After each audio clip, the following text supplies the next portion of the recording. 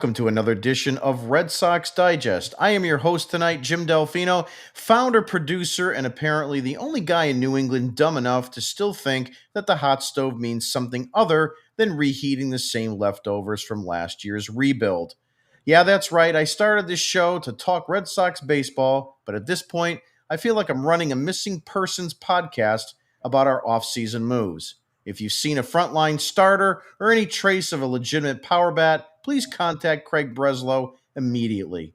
The only other thing heating up around here is my laptop fan from refreshing MLB trade rumors every 5 minutes.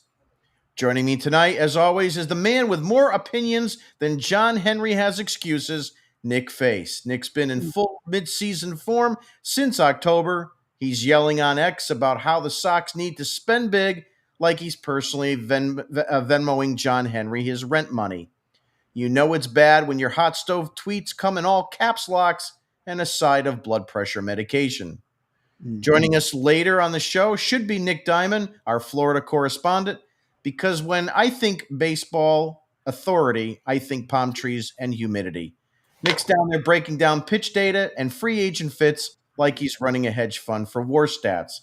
The guy's got a spreadsheet for everything: payroll flexibility, swing paths, even which Duncan has the best coffee to donut ratio per OPS plus. If Breslow had half his analytics, we'd have Shohei Ohtani and a parade by now.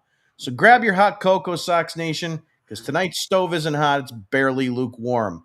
We'll be diving into all the latest rumors, non-rumors, and whatever imaginary trade proposals Red Sox Twitter's cooking up at 3 a.m. Let's get into it. So, Nick, we're going to do it a little bit different tonight. We're going to just kind of go right into it with different topics. So, the first thing that I kind of want to talk about is the elephant in the room, which is the Trevor Story opt in. Looks like he hit the all stay thanks button, exercising his player option for 26 and 27, locking in a cool 50 million after a 25 season where he finally looked, like an actual baseball player again. 25 home runs, 96 RBIs, and 160 games played, which is about 100 more than we've seen since he got here. He said he's staying because he loves the organization and has unfinished business. Translation, I finally remembered how to hit, and I'm not risking that payday anywhere else. But hey, it's good news. The infield won't look like a game of musical chairs next season. Story will be at short. Mayer is slowly getting his learner's permit, and Breslow can now focus on the important stuff like finding pitching and doesn't make us want to drink battery acid. The bottom line, Story stays, the Sox save face, and for once, a Red Sox shortstop isn't packing his bags. Miracles do happen. What do you think, Nick? First off, I just want to say Happy Vets Day to all those that have served our country and everything. It goes without saying how much our family and others around here appreciate all that you've done for us to be able to have the freedom to have this lovely podcast and talk and do all that. Just kudos to all of you for all your service and thank you. Absolutely. On the Story front, I was wishy-washy. I don't like to be like that when the off season was about to hit. I kept going back and forth. Do I want him to opt in? Do I want him to opt out? Because it has some pros and cons to it. There was the big money attachment to it. There was the whole risk of losing some stability if he goes and tests the market. And there's the whole regression of sorts going down at shortstop. It was not such a great defensive season for Story over at short. Serviceable, yes, but especially as the second half was going on, we were starting to get a little concerned about Story's throws, a little bit of the range, a little bit of just unknown territory for him.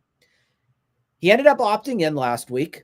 I'm okay with it, I have to say. And the reason why I'm okay with it is because you have so many unanswered questions right now with what you have to do with this offseason. If it's 2 years and 50-something million, it's not my money. It's John Henry's yacht fund. Keep dipping into it. The thing that irritates me a little bit is that Breslow has been, I think, a little too pushy with pushing the narrative for the offseason here a little bit. and defining that Story is his shortstop going into 2026. We walked this tightrope last offseason with the whole Devers saga, and then Bregman signs. And then where's Bregman going to play? Is he at second? Is he at third? Oh, we can't disrupt Devers. We can't make him all upset and move him out of there. So it's a little different, the tone that I've seen so far with this. I don't love the fact that he just flat out came and said, Trevor Story is my shortstop heading in. Personally, I would have just said, we're glad to have Trevor Story back. He's here to play, and we're going to look forward to the offseason. That way, I'm not putting words in my mouth, and then something happens within the offseason, and then you have to take those words back, and now Yeah. Story's angry, and now Story wants to get out of here, and then you have another disaster on your hands. So that's really where I'm at with this whole thing with him. I'm happy he's here, but I don't like what Craig Breslow has done initially here with Story. I think, Jim, I don't like to speak for other people, but I think I know what you feel on this. I think you would rather him at second base. Yeah, there's no question I am too. there's no question I'd rather have him at second base for a couple reasons. Number one, second base has been a revolving door for quite a number of years. I mean, frankly, ever since Pedroia got injured.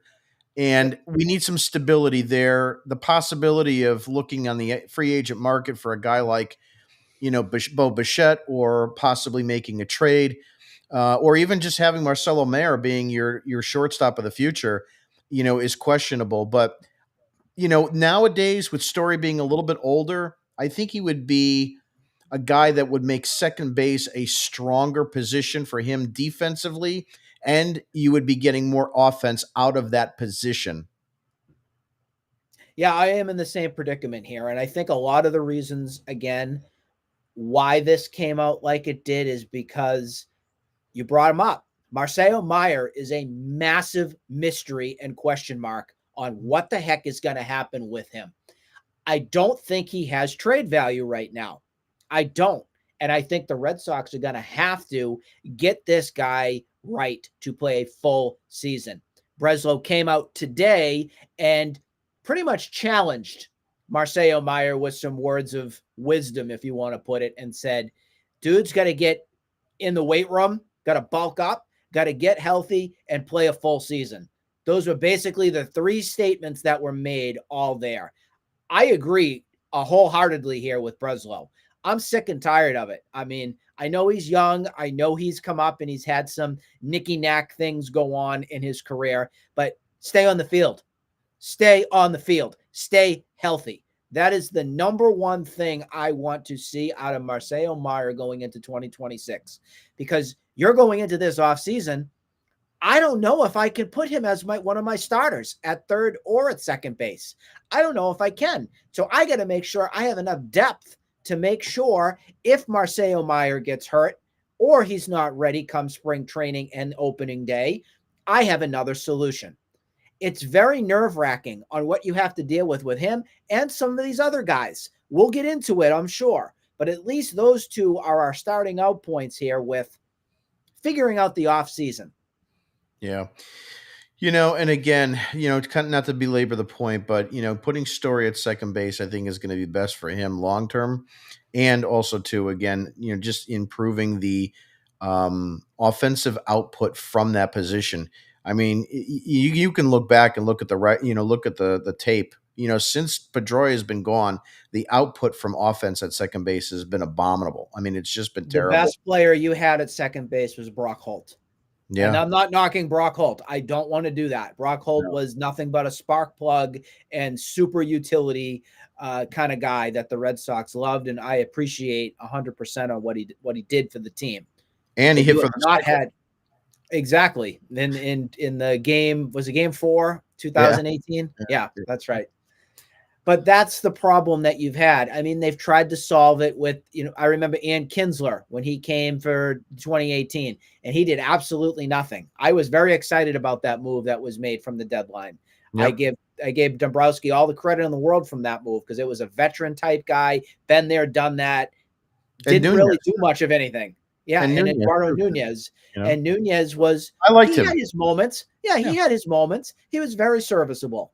Yep. But again, you haven't had that dirt doggy Pedroia like guy at that position. And it's interesting because we did go a little bit of time where we had um, back in the 90s, there was the Jose Offerman type. The Red Sox don't even have an Jose Offerman type right now. No. You No. had I loved Mark Loretta when he was here for 2005. I did. And they obviously they felt high enough on Pedroia that they said we're all set with without Mark Loretta. And of course, your Bellhorn, Mark Bellhorn, who could ever forget him? So I mean, Mm. you had something that was there. Sorry, I'll mention Pokey Reese with the glove too, but you Mhm. haven't had any of that. Even those names I'm rattling off here, you can't do that right now. You just can't. No, and for as nice and serviceable as Romy Gonzalez has been, I mean, let's face it, he really is a backup guy. He's not a guy that's going to be an everyday second baseman. So, we'll see how that goes. Next point that I wanted to bring up was the Red Sox removing several players all at once from the 60-day IL. It's a miracle, Nick, how everybody Uh, can get healthy on the same day. So here's the talking point. The Red Sox cleaned out the medical wing. 9 guys officially off the 60-day injured list. It's like spring cleaning, but instead of dusting shelves, they're shaking off MRIs. Welcome back, Cutter Crawford, Tanner Houck, Josh Winkowski, Sandoval, Hunter Dobbins, mm-hmm. Grissom, Mayer, and of course, your favorite player of mine, Tristan Casas. Because basically everyone who's been held together with duct tape since June is now off the IL. And in classic Red Sox fashion, the celebration lasted about 3 seconds before they dumped Luis Guerrero, who got DFA'd faster than you can say roster crunch. So the Sox are finally healthy, or pretending to be, and it looks like the IL now is emptier than Fenway in the 8th inning of a rain delay. Nick, what do you think? What do you make of all this? Why is everybody healthy all at once, or is it just rearranging the deck chairs? The Titanic. They just needed to rearrange the deck chairs to get ready for the offseason because they don't want to go into an offseason where there's teams that might be interested, heaven forbid, in a Tristan Casas. Wouldn't that be a miracle? Or a Mm. team that's, oh, we're going to take a flyer on Tanner Houck. That sounds great. Or, oh, I heard Cutter Crawford's off the 60-day. Why don't we package him and put him there? It's just a game of shuffling cards here to make sure that they're prepared and ready to go for the offseason that's here. They should ideally be at the waste management dump, some of them. I I'm not agree. going to name names because that's too cruel. We Yeah, don't want to be that cruel. But yeah, there's some that should be permanently left for the recycle bin outside my house. totally agree. Moving on to our If, next. Go if ahead. they're recyclable. If they're recyclable. Next talking Oh, point. speaking of which, Go ahead. I was going to say, go ahead. Oh, I just yeah. saw it come up. Oh, That's why I gotcha. All said, right. All right. speaking of which, The segue. Jaron Duran's contract. So here's the deal. The Red Sox gave Jaron Duran $7.7 million for next year fools. instead of picking up the $8 million option, which sounds dumb at first, right? Like, why not just hit yes on the $8 million and call it a day? Here's the trick. By doing this one New Year deal, they reset his salary base lower, which means his future raises through arbitration will now be based on the 7.7 million instead of 8 million. You heard that right. Over the next 3 years, it could save the team a cool million. It's basically Breslow saying, "Hey Jared, let's call it 7.7 now and we'll pretend we're both happy." Duran's camp obviously agreed because after the 25 season, he wasn't winning that $8 million number in arbitration. And it looks like the old deal had some weird clauses as well. Bonuses if he got MVP votes, which he didn't, and something about the option disappearing if he got traded. So the bottom line is the Sox save some cash now and later. Duran avoids a messy arbitration hearing, and everyone gets to say they agreed instead of argued. Basically, Breslow used a Bed Bath and Beyond coupon on his left fielder.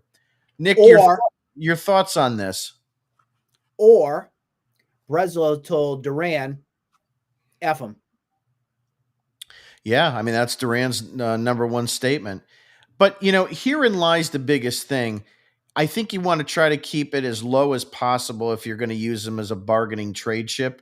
It only makes sense. And I guess every little dollar counts, even in Major League Baseball, where you can use him as a trade chip at a lower potential arbitration number when he is coming up in 26 and 27 for those arbitration years. I have to ask you, and I've been thinking about this quite a bit in the past week with the off season here. Do you really think that there are teams interested in Jarren Duran in a trade?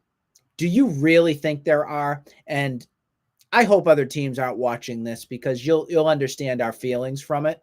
But I want to ask that question. I think the answer is yes, because he is a major league, um, obviously a major league player. He can play. He has the ability to go 150 games. He is going to put up numbers that other teams may need in their lineup that they don't currently have. It's just a situation for us, Nick, in my opinion, that he's worn out his welcome. And a lot of it has to do with Roman Anthony, because at the end of the day, you cannot argue with the fact that either he or Abreu has to be moved. And if you don't move either one of them, then you have to move Yoshida or DFA him, because your $150 million rookie needs a position. And if it's not going to be in the outfield and it's not going to be the DH, where the hell is it going to be? Right. So he looks like he's locked in for left field, in the short and long term. But here's the other part of it too. The Red Sox basically took Jarren Duran's leadoff spot away from him and put him and Deservingly. correct. But here's the other problem that I have. Jarren Duran doesn't really fit on the team anymore, both offensively and defensively. And here's why. He was scattered around that lineup in 2025 in various areas. And I Because he just don't can't hit. and I just don't see a position for him in that lineup that excels him. The only spot that really gave him any kind of exceller credibility was the leadoff spot, for the simple fact that if he got on base, he could steal with an open second base, or with anybody not on base, he could kind of, turn a single into a double. Here's the thing though. But that's our problem. That And I is the think that problem. That's exactly the he problem. can't do that. You can't Because in even put him 20 last because he can't even get on. Yep. And in 2025, I think you saw a different Jarren Duran. You saw a Oh, guy that was not trying to turn doubles from singles. There were many times there were ground balls to left field, center field, and he just went full speed past first base and just came into second base and made it. It was almost like a video game. And he shied away from a lot of that in 2025. In fact, his stolen base numbers, and we talked about this in a previous episode, have went way down in the second half. And a lot of people want to come at surprise. me and say that he doesn't have the, his skills are declining. And I try to come at me with some proof that his skills are not declining, because the numbers don't lie. You want a bold take right now? Here's my bold take of the night. Jarren Duran is not good enough to be a major league player anymore. That's my take tonight. You need to move on quickly from him because, and I feel bad. This is me feeling bad. Here's the other side of it, because it's upstairs here with him. And I don't think up here is going to click to show that continuous 2024-ish Duran that got him to the All-Star game. I think that was a one and done, a swan song, if you want to put it that way. He does not fit here. You have got to get him out of here. If he is still here on opening day, we aren't going anywhere. We aren't. We are not a playoff team. We will not be in. We're just not. We can't go through it again. He's a lost cause, and he needs to get out of Boston. He has to for his own mental health. I'm thinking of his mental health right now. Mentally, you need to go to Pittsburgh or Tampa or Detroit, Kansas City, one of those teams. And maybe Kansas City is a team that might be looking because they are in need of some outfield options. I'll take Vinny Pasquantino, Yeah. Pasquantino 100% on that. Package in some other guys. I'll even throw in Tolley or something like that. The But you problem with got to get him out of here. You got to. one of the biggest issues with Jaron Duran in 2025 is he didn't read the game.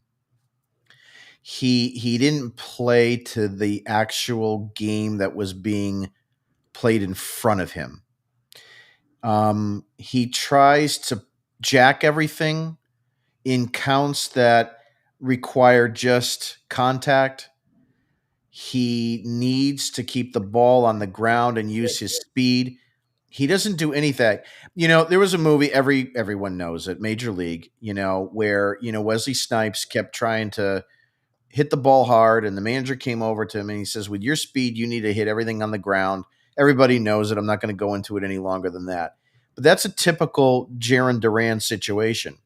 And he's Perfect. and the point of the matter is, and where I'm going with this is that he doesn't read the game enough to understand where it can put him in a position to excel. He's just too worried about jacking everything. And here's what I have concerns with, almost to the point where you were talking about. 26 and 27 now, as he gets closer to that free agency, I think he's going to be compelled to try harder in a negative way. He's going to, okay, he's going to try too hard and it's going to backfire. And it means it's going to be a continuation of a decline of, on base percentage, hits, home runs, everything along the line is going to go down because he's going to be trying too hard and it's not going to be successful for him. If the Red Sox were to work with him and have a therapist on hand with him in the dugout to get him right to be the player that he hopefully could be, then it would work. But he's too stubborn in his own right to do anything like that and get the help that's needed. So getting out of a pressure situation here that's in Boston is within the best interest. It just is. I've Yeah. moved on. It's time for fans to move on and hope for the best for him in another environment because that's what's most healthy for him. Next talking point is a little bit more on Alex Bregman. So, as we all know, Alex Bregman opts out, and the Phillies looks like they might be looming or drooling. The Red Sox $120 million third baseman Alex Bregman has officially exercised his opt out clause, skipping town for now, like someone who just realized Fenway's third baseline leads right straight to Philadelphia. According to reports, the Phillies are potentially eyeing him amid their Alec Bohm crisis, because, of course, the Phillies can't see a shiny object without throwing money at it.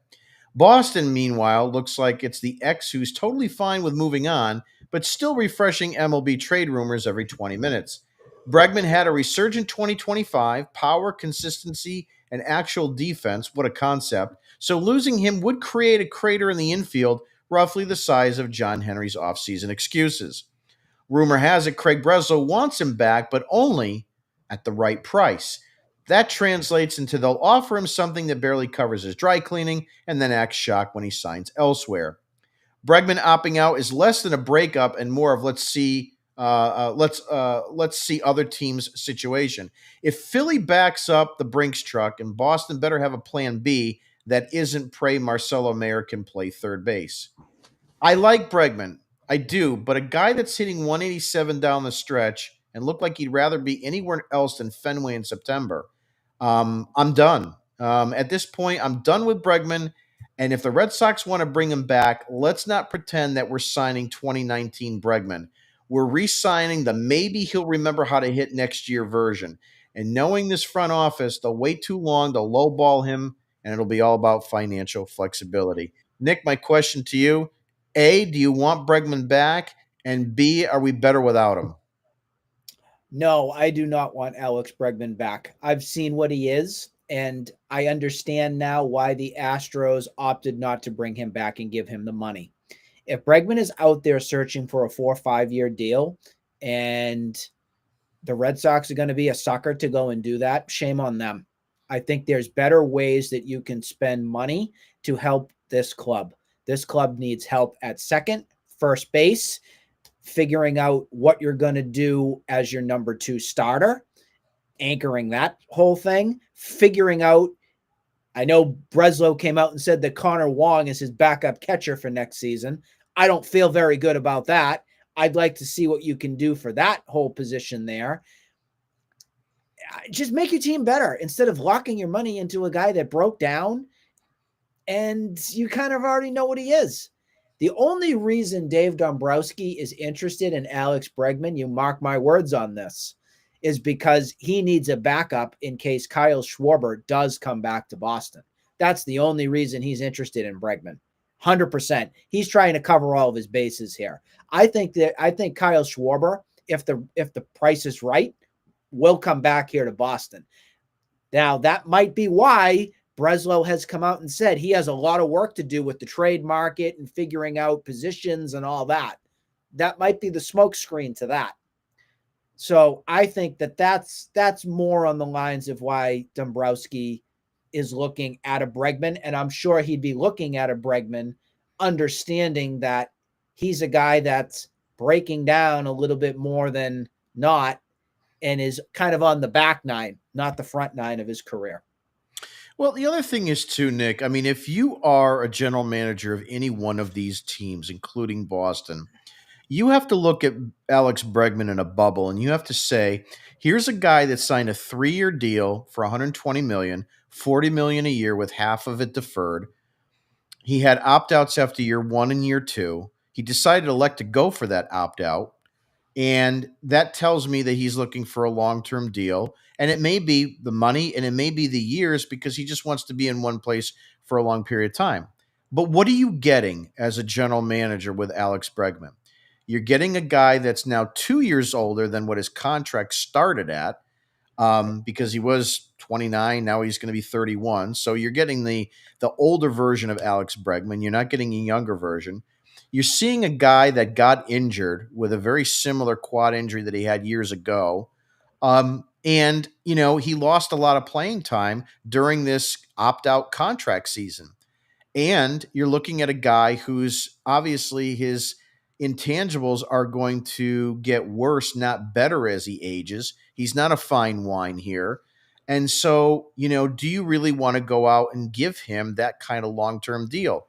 Because if you did, if you're a GM that looks at him and says, yeah, he's worth a long term deal, then why didn't you do it last year? What? Exactly. And Great that, point. yeah, and that's my biggest sticking point here. If he's worth it now, why wasn't he worth it then?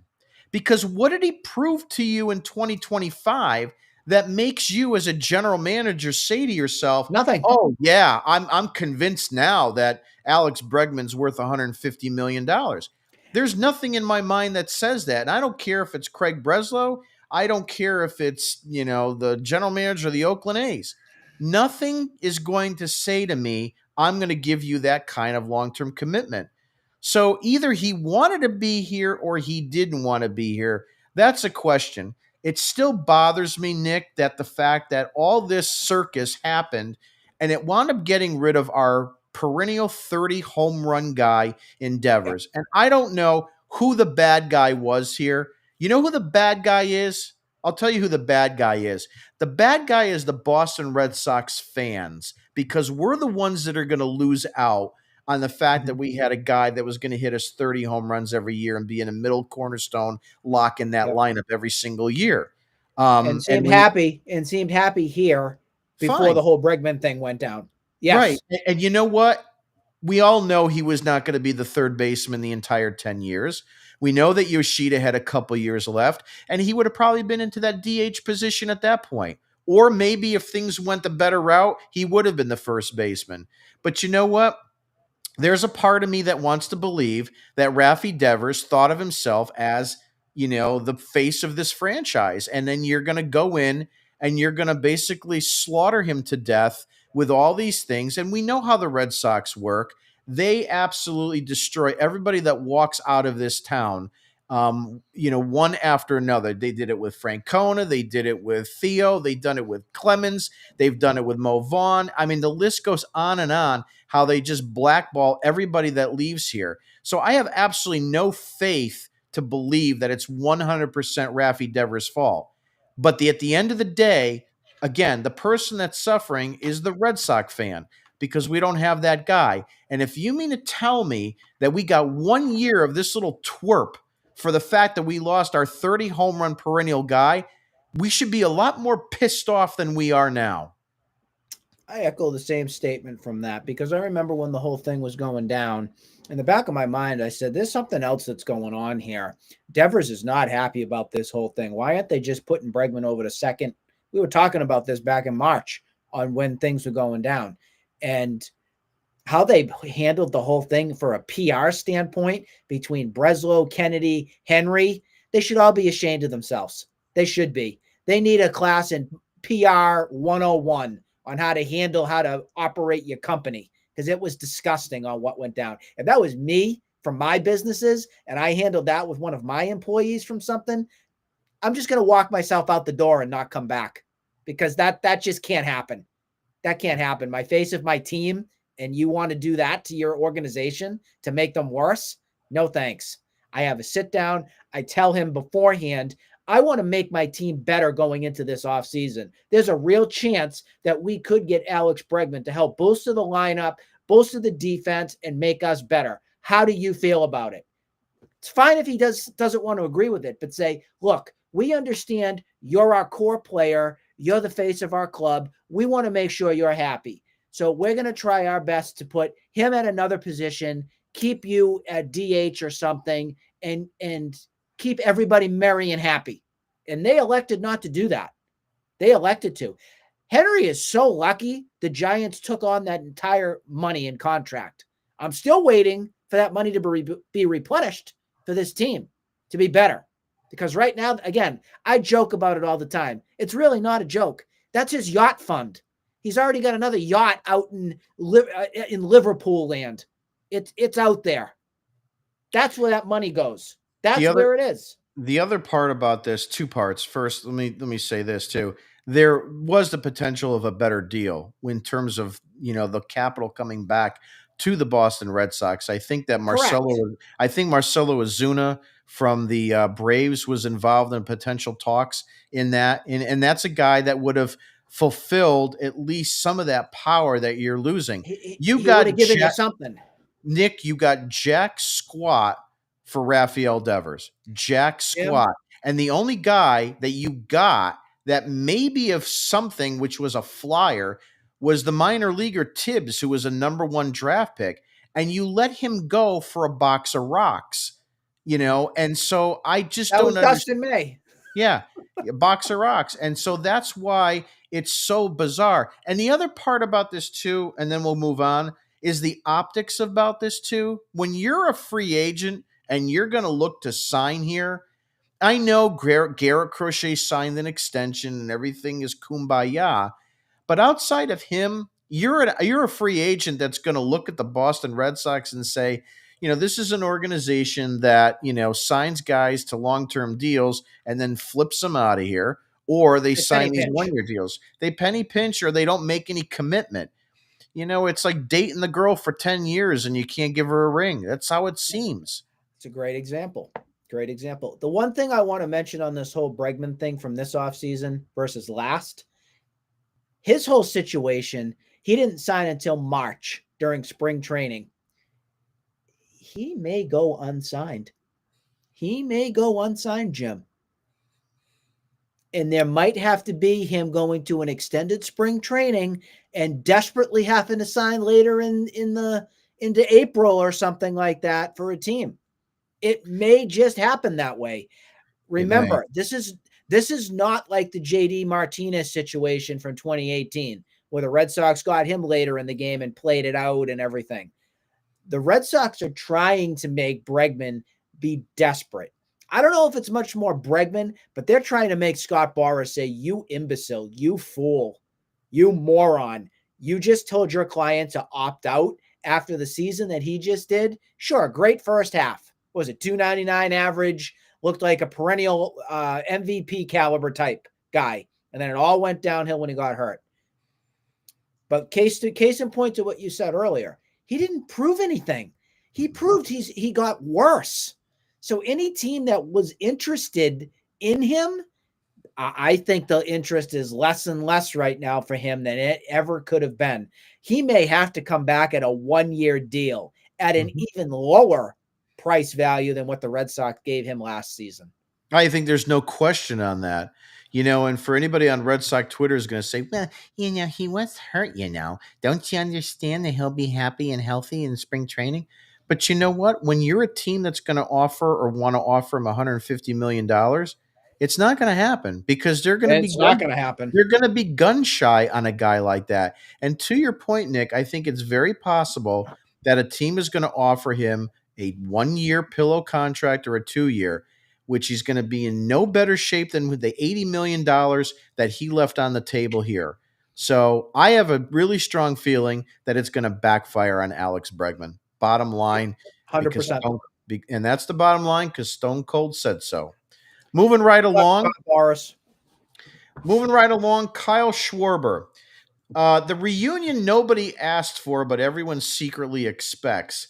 5 years, 135 million for a guy who hits nukes, strikes out 200 times, and feels like he's wearing flippers. Love the power, hate the defense, and there's zero chance he survives the monster without at least one collision in the scoreboard.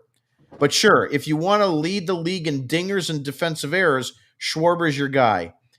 My question is he the right fit here? And is it everyone just wants him to be the right fit here?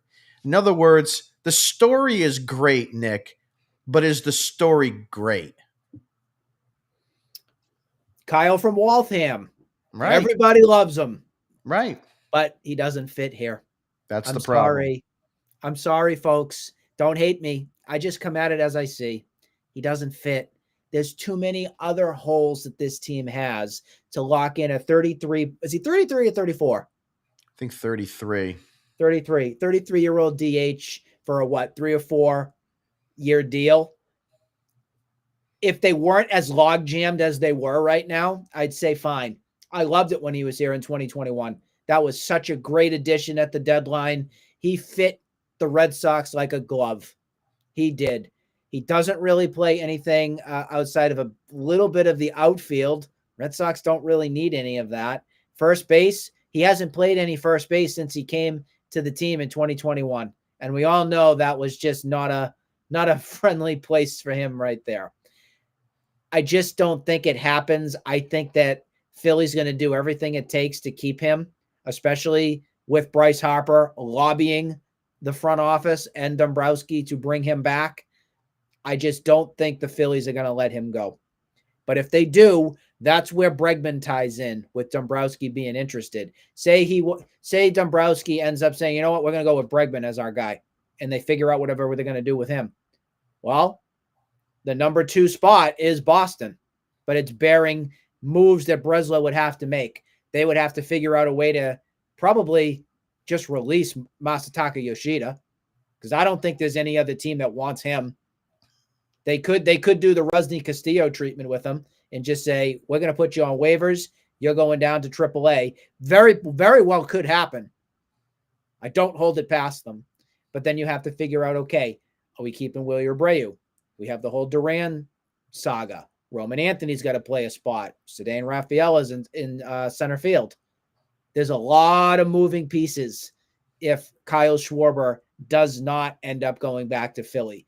I don't see any other teams banging on the door for Schwarber. I really don't think that he would go to the Yankees. I think that there's some hatred towards wanting to ever deal with them. So that gives me a little peace of mind knowing that it's going to come down to the Phillies or the Red Sox. But I'm 98% sure he's going back to Philly. So here's the other thing about Schwarber. Again, the optics are great. He fits in here. Kyle from Waltham. It was a great story the second half of 21. And maybe in a different decade or a different time frame, Nick, things would be right with him being here. The problem with the 2026 Red Sox, and you brought it up, there's just not the fit.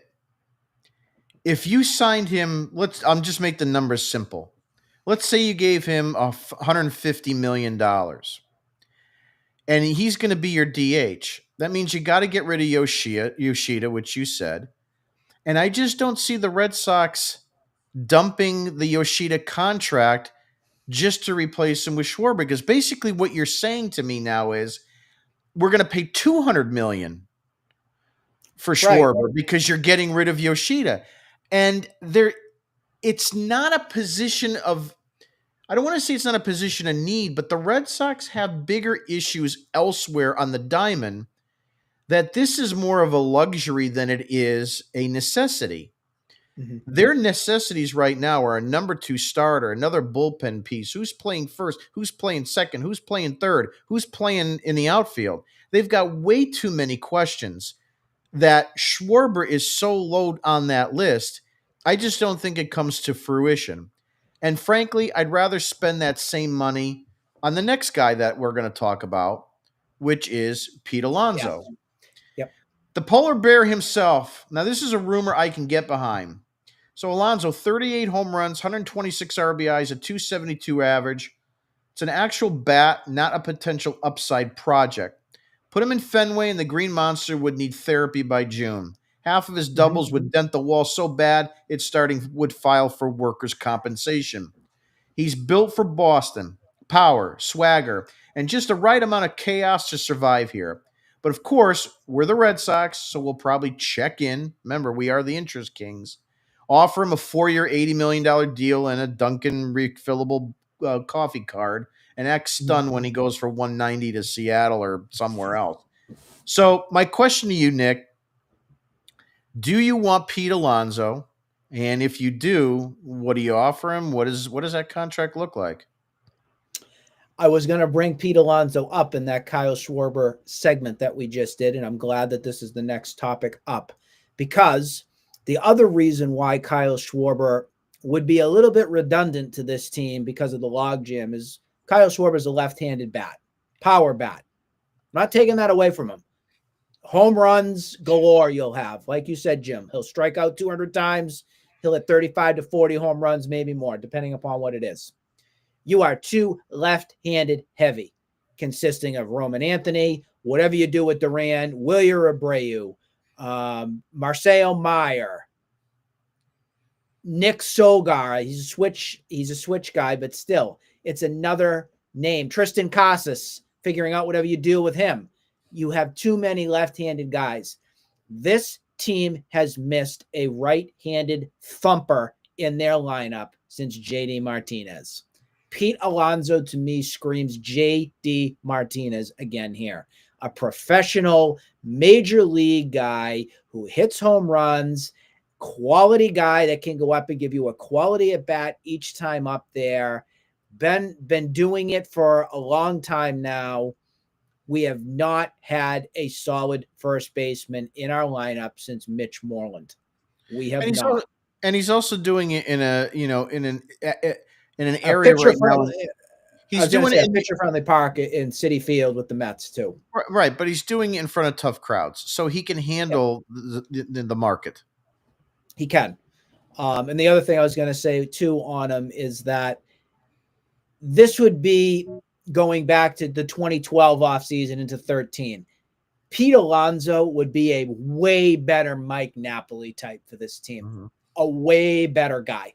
Mm-hmm. A guy that can be there, count on him, build around him, and finally have a 3 or 4 hitter that I can sit there and watch and know that at least something quality can get done.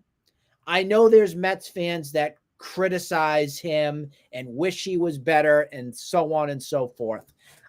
I'm from the camp where I think a change of scenery for Pete Alonso will do him a world of good. I really do. And I would do whatever it takes to bring him here. The Mets are done with him. It's going to just come down to now dollars and value. What worries me is that the Red Sox love to be the penny pinchers themselves. What will they offer? They'll probably want to do a one a now I'm not going to say one because that would just be ridiculous like they did for Bregman last offseason. I think they're going to be in a 2 or 3 year higher overall money value, defer it as well, and hope and pray that he signs here. They aren't going to go out and do big deals here. They aren't. I think the more we realize this as fans, the better it will be on all of you during this offseason. If you're expecting them to go and do a 6, 7, 8, 9, 10 million, 10 years, 200, 3, $400 million deals to some of these players, you are out of your mind. Go get rehab and therapy with yourself. It is not happening. Here's a couple other statistics just to kind of chew on with Pete Alonso. So he's been an All-Star the last 4 seasons in a row. The number of games he's played, starting in 2022, 160, 154, 162, 162. So he's a guy that, for his position and for his size and everything, stays pretty healthy. The other part is that his 2025 season, arguably, and he's had higher home run seasons, but arguably has been his best offensive season. He had his highest career batting average, his highest average of any of his prior 7 seasons at 272. He had a highest OPS of any season, highest OPS plus. He had 41 doubles and he had 38 home runs and 126 RBIs. So, I mean, if you're going to get 40 doubles and 40 home runs out of this guy, you know, again, I love Schwarber. I love the story. But if you're going to give him 150, give 150 to Pete Alonso. He solves a problem you have, a current problem you have. If you want to tell me that you're going to get Alonso and you're going to get a number 2 starter and a bullpen piece and you're going to do 5, 6, 7 things and then you're going to do Schwarber, I'm sitting with a cigar. But it's not going to happen. It's not reality. So we just need to move on from the Schwarber thing. Go after Alonso and give him the money. He also fits that description, Nick, of what you just said. He's a guy that's probably not going to get an 8, 9, or 10-year deal. He's already 30. He's a perfect candidate for a 5-year season. Takes him to 35. I think that's where the Red Sox would sit comfortably. And frankly, I would too. I don't really want guys more than 5 years because their dynamics change. And usually they don't get better with age, they get worse. So I'd be happy getting him for his 31 to 36-year lifespan and take it from there. Yeah, I just don't know if any team in baseball right now with that CBA looming for the lockout for 2027. I don't know if anybody's going to go crazy this offseason with these lucrative long-term deals. I just don't. I think we're going to see some of these deals on the short term, but sky high, 1 year, 40 million, 1 year, 45 million, 30 million, something like that.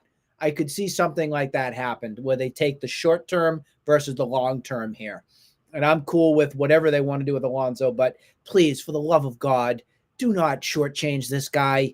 Bring something that fans can cheer about to Fenway Park. I'm so tired of it. Bring him here. Alonso is my number 2 Christmas wish. We'll Okay. get to number 1 in just a moment. But Sure. before we get to number 1, I want to touch on Munetaka Murakami. So Munetaka Murakami out of Japan. Now this is what you call a wild card. 25 years old, legit power, but there's chatter that he fades late in games and struggles with fastballs over 93 miles an hour. Half the league throws 98. He's got pop for days. He hit 56 home runs in 2022. He's got a career Congrats. he's got a career slash line of 270, 394, 557 in the Nippon Japanese League, but his whiff rate is ballooned since then. Scouts say high velocity and late inning stuff chew him up. Well, that's not impressive.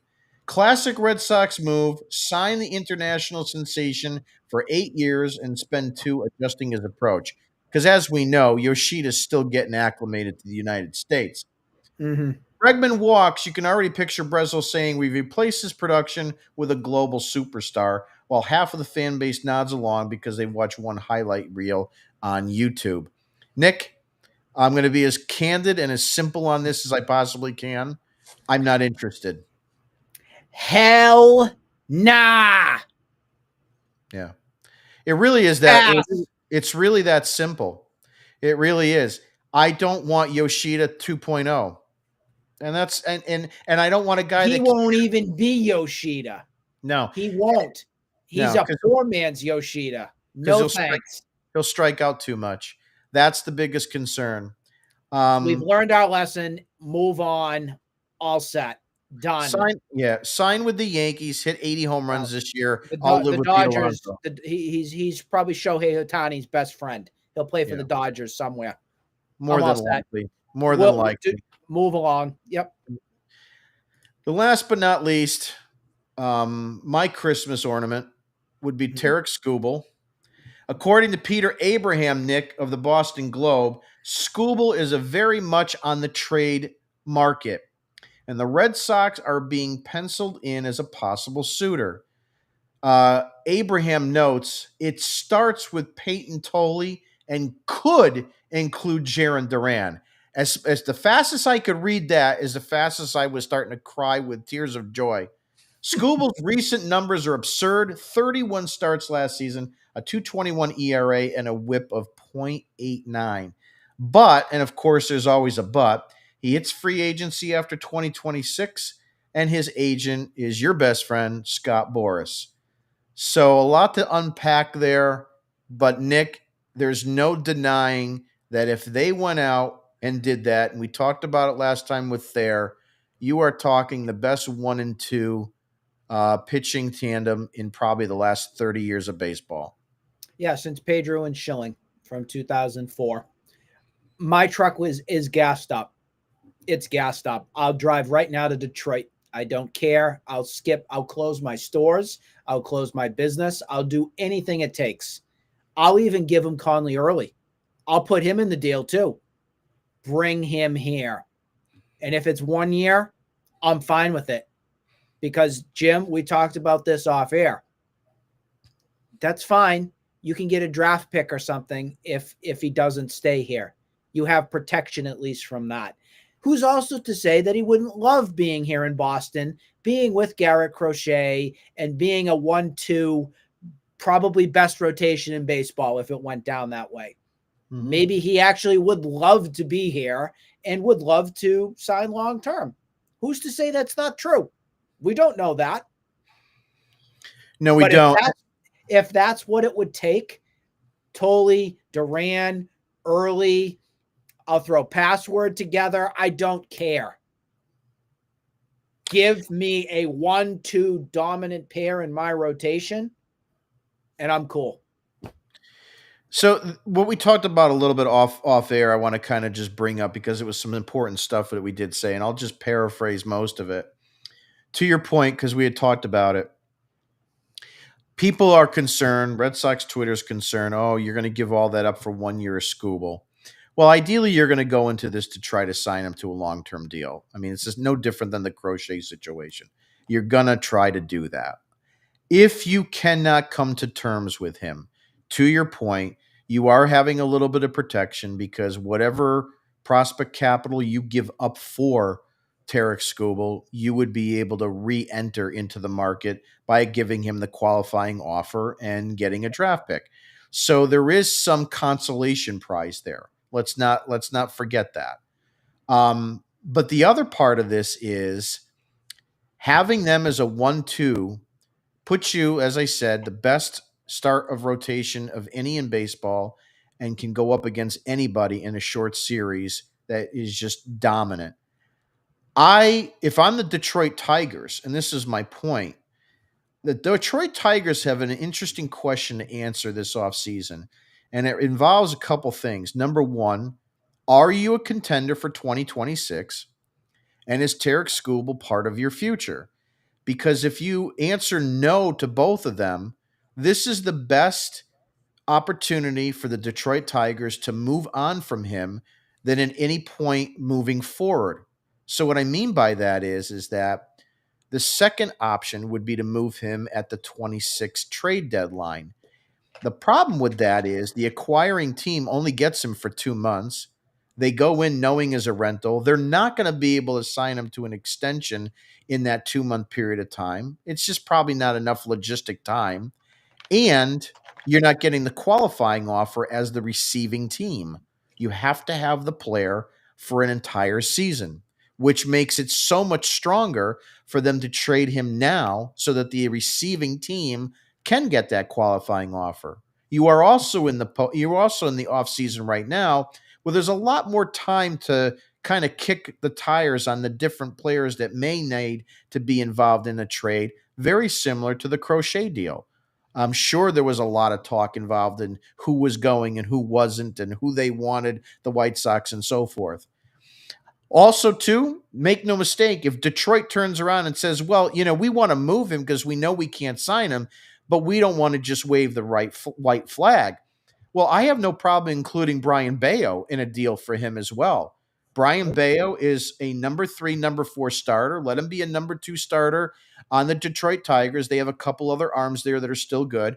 He can slot in. He's a major league caliber pitcher. He averages 10 to 15 wins per season and an ERA under 4.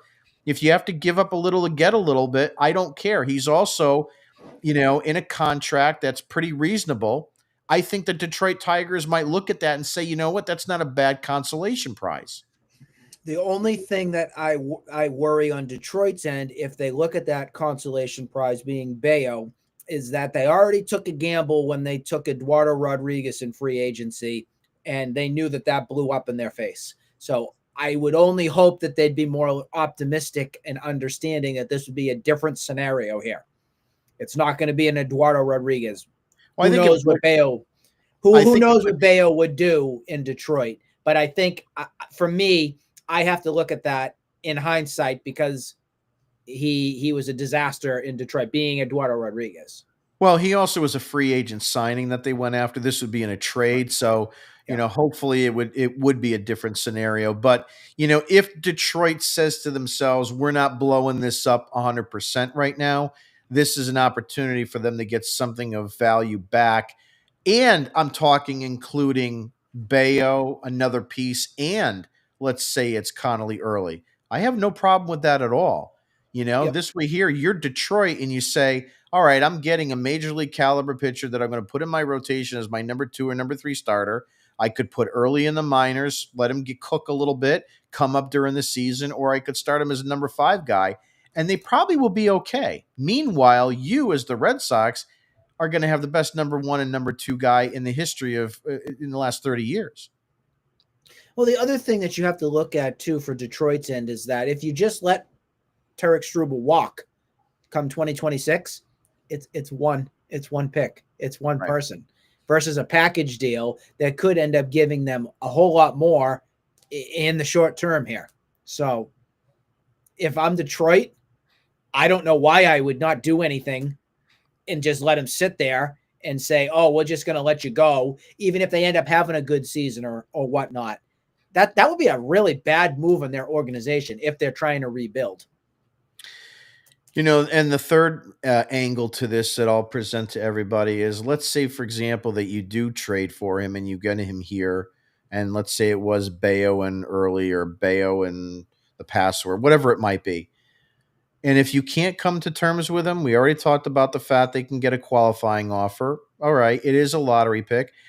If the Red Sox, for some strange reason, are not in playoff contention at the All-Star break, excuse me, at the July 31 deadline, they could trade him. They could move on from him and try to get a boatload in return. Theo Epstein was a genius because at the time when he was here, you could trade for guys that would then turn out to be free agents, and you would get a pick if they got picked up by another team. He did that with a couple relievers. And he would constantly redraw back into that that The draft pool. pool. Yeah, the pool that he And had. they changed the rules on that, obviously, but at that time it was very popular, and he kind of like was able to kind of finagle that a little bit. Jim, do Um, you have a 1B in case something doesn't go down with Tarek Struble? Well, I would think it would have to I be do. yeah, I think it would have to be Joe Ryan, and Yeah, there are a couple other things. Freddie Peralta, I think from Milwaukee's potentially yep, stated I that heard he that might name. be available and things like that. He's kind of down on my list a little bit. And then there's some chatter from some of the guys on the Reds. Hunter Green is a Hunter name. Green, yeah, I heard that name too. He's I don't been that doesn't move the needle for me. yeah, no, I don't either. Sandy Just Alcantara from Miami, none of that I, does. you I know, I think there is legs. I do legitimately think there's legs in the whole Joe Ryan piece. I I do think that too. I think there was more of a conversational piece between the Twins and the Red Sox that said we'll talk in the offseason to figure out something that would go I down. think so too. I think so too. I think there was a lot that was discussed there, and I think there was a good chance that Breslow was going to acquire Joe Ryan at that deadline, and there was just some tangibles that couldn't get it done. He had to parlay onto Dustin May, but I think you're right. I think there was some closing discussion that said we'll talk in the offseason because it doesn't make a lot of sense for the Twins to blow up like they did, but still want to retain Joe Ryan in all this. I see a couple comments going back and forth Yep, in just this, gonna and start that. I see this guy Cal who just said that was a bad take on Green.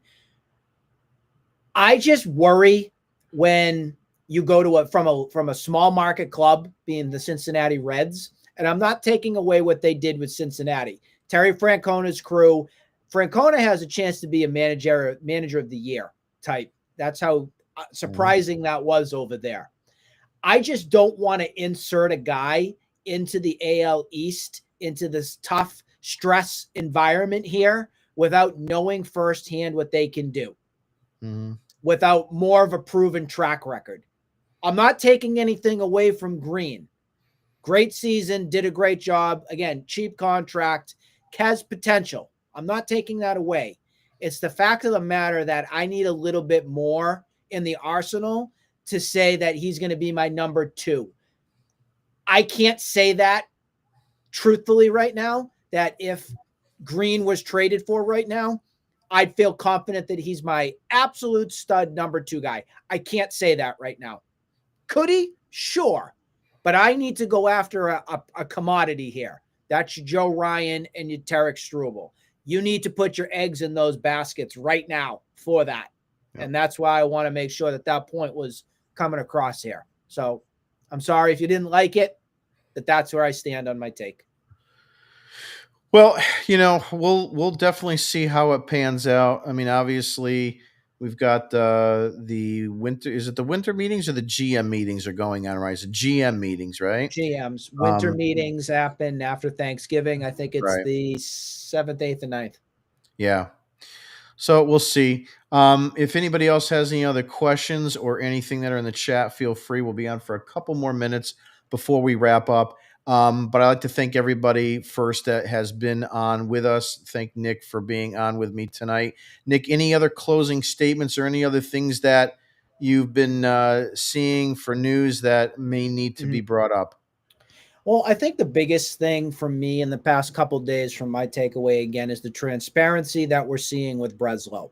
We're Hmm. seeing a different approach so far that we've never seen from him in the past two seasons.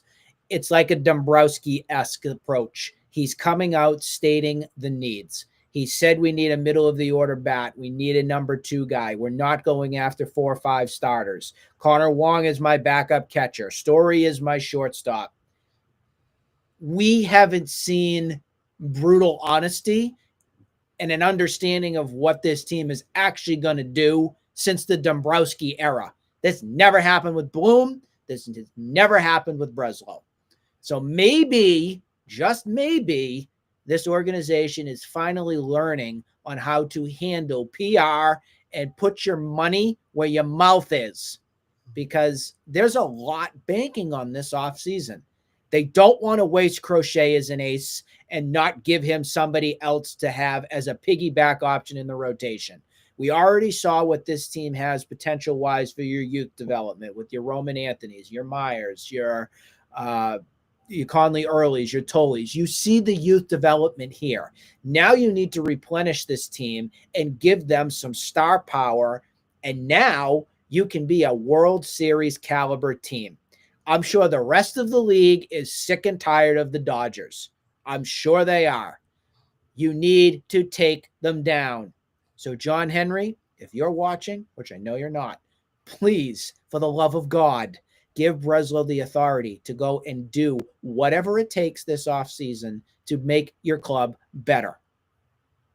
Look, you brought up some good points. And I think at the end of the day, a guy like Craig Breslow, who was a former player, um, he wants to go out and put a World Series championship. Who doesn't? If you're gonna be a GM or the president of baseball operations for any major league team, you want the best guys. So there's definitely that argument that needs to be had between him and John Henry and Tom Werner and that other clown that they have there that you never hear of. The problem here is that if they've been told no, and maybe it was Bloom, maybe it wasn't. I mean, he did some stupid moves, but my point I'm saying is that you brought up a good point with Dombrowski. I've been saying it for years. Essentially, from the day he got hired, he said we need to go out and get a number one ace pitcher, and he threw 200 and some odd $1 million at David Price. In the same breath, he said we need to get a lights out closer, most likely by a trade. And like in the same breath, he went and traded for Craig Kimbrell.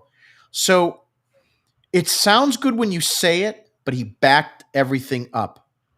Mm-hmm. And so this all sounds good too, Nick, what we've been seeing the last 24 hours. It sounds good. It's what every Red Sox fan wants to hear. Yep. But you know what? Shit or get off the pot. We've heard a lot of this. There's a lot of talk. Do it. Money talks, bullshit walks, and they've got to be able to do it. And the other part of it is this. I sure hope that he doesn't have egg on his face by saying these comments and then turning around and not doing any of it, or saying, oh, we were so close. So I'm hoping, in all honesty, that some conversation has happened between ownership and management. And whether it's letting Bregman go and saying, "C'est la vie, we don't need you for $40 million, and we're going to allocate those funds elsewhere," I'm fine with it. If you're going to go out and get stud guys, because you brought up the Dodgers, and you brought up the fact that people are tired of them. This is what I'll tell you about the Dodgers. They win because they draft, develop, sign, and spend money. Period. 100%. They're the model franchise of baseball right now. And for everybody on Twitter that's ever come after me over the course of time saying, well, it takes time to build. You can do both. Mm-hmm. You don't just, you can't keep just signing, all the free agents. Never said that. But you can do both. You can do both. You can draft, develop, sign, and get free agents. Theo Epstein said it really best. He said, we'll draft and develop position players, we'll sign pitchers or trade for them. And that was mostly what he did in his tenure. So one of the best things that happened was the Dodgers winning again, because now it proves to the rest of baseball, proves our point. You're going to win. Yep. Spend, develop, get everything the best, and you win. Again, Nick, I hate to say we told them so, but we told them so because we've been on this train, Thayer too, Nick, Diamond. We've all been on this train that, if the Dodgers didn't win, then people will say, you spent all that money. See, it didn't work. No, it worked. And, there may have been some guys that didn't pull their weight. I mean, Mookie didn't have the greatest postseason. But you know what? When you go out and you have that kind of mindset, that the Dodgers of today remind me of the 2000s Red Sox, the 04-07 team.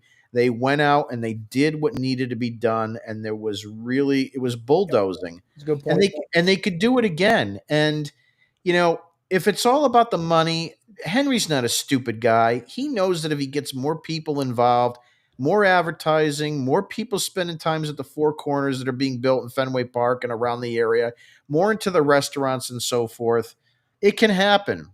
And It's just how telling it was Yamamoto on the mound to end the World Series. of How course. telling is that? Yep. And again, a guy that was, in the 23 off season, I think it was that, we were giddy and people were like we were doing Twitter spaces and stuff. And people were like, oh my Oh, he's God, coming. He's can coming. we He's get him? Can coming. we get him? Can we get him? And, it really was going to boil down to either the Dodgers or the Yankees. And it wound up being the Dodgers because why? They spent 700 million the prior year on Shohei Ohtani. So Mhm. this is what happens. And there was a report out that the Dodgers made over 700. They got all their money back from Shohei, and they haven't even spent it all on him yet because of his deferments. So when Mhm. you get these big guys, they'll make you money, endorsements, whatever. Ticket sales, asses and seats is what I call it. And those are the guys that will make you the money that you need. And, Yep. they just got to go out and get it. So, Tarek Skubal, number one. Pete Alonso's number two. Who are your top two? And then we'll close for tonight. Do I want to copy? It's fine. It's reality.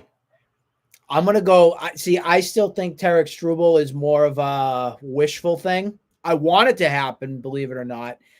I'm actually gonna go kind of a safer route. I want to go Pete Alonso as my one and Joe Ryan as my two, Still just to good play it choice. safe. Just They're to still play good. it safe. My wild card, and we didn't talk about it, is if the Diamondbacks are really interested in trading Kento Marte. Kettle I Marte, am yeah. very, very, very interested in that. Very Yeah. much so. Well, you bring up a good point. We talk about this on our situation room last night, for a few minutes, and I think it bears just a couple minutes. I don't know if I have his name spelled right, but just really fast. EO, Um, you EO. know, yeah, EO. So the bottom line here is that he's a second baseman. He's an all star. He would fit He the is bill the too. best. He is the best second baseman in baseball. Yeah. And we talked about how second base has been a revolving door for a number of years. He solves that problem too. Oh, So does he ever? Yeah. you can go out if Story's going to stay at short, get Alonso, trade for Marte, have Story at short, and then if you want to put Meyer at third, fine. Mm-hmm. That's Yeah, a that I'd be fine with that. If I would, for me, I would entertain more of Kentel Marte right now than I would of another return of Bregman. Oh, I agree with that because it's going to be cheaper in the long run. In the short Yep. run, you're not giving him 40 million a year. You're inheriting his contract. I don't even know what his contract is. Just real briefly, let's see. His contract is.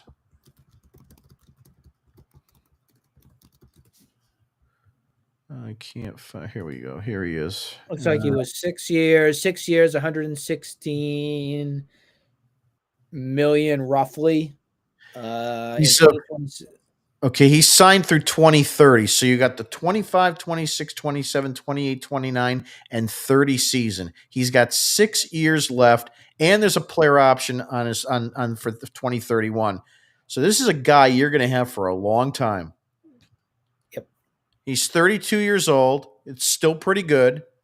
Um, and again, 28 home runs, 283 batting average this year, an OPS of 893. I'll put that into my line. Surprising that the Diamondbacks would want to move on from him. Well, if they are in a rebuild and they want to cut money, it makes sense. Yeah.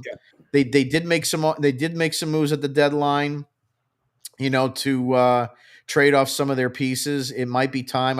I think maybe they didn't expect to be as close to being a playoff team at the end of the year than they were in July because they obviously got rid of Suarez and a couple other pieces. But it was probably a surprise for them more than anything. But I think their window is closing, and they may want to start moving on. And obviously, the first thing happens when you're going to start moving on is to try to get rid of high priced players. And, Yeah, makes sense. I mean, that contract is peanuts for the Red Sox, and it would do us good. Do you imagine having a 40-run home run first baseman, a 25 to 30 home run second baseman, a 20 to 25 home run shortstop?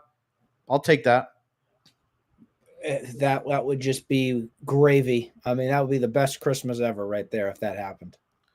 Yeah, and the other part of it is he's a switch hitter, so you're going to get that right-handed bat. Oh. Mm-hmm. That wraps it up for tonight. I'd like to thank Nick again and everybody else that was online. Definitely go and check us out at redsoxdigest.com. During the season, we write articles based on the games from the night before. It's been a little bit slow right now because obviously nothing's happening, but get yourself a membership and we will see you on our next show when something big goes down. Have a good night and take care.